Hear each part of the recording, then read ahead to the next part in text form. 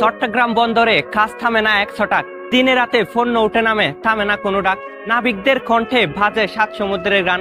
এ শহর শুধু বাণিজ্যের নয়, গড়ে মানুষের প্রাণ। কর্ণফুলী নদী করে শান্ত স্রোতের বাজনা। এ শহরে দম নেই, তবু মেলে শান্তি। সাতকানিয়া থেকে শুরু করে ফেনীর মাঠ, চট্টগ্রামই জানে মেহনতই দেয় শক্তির আশ্বাস।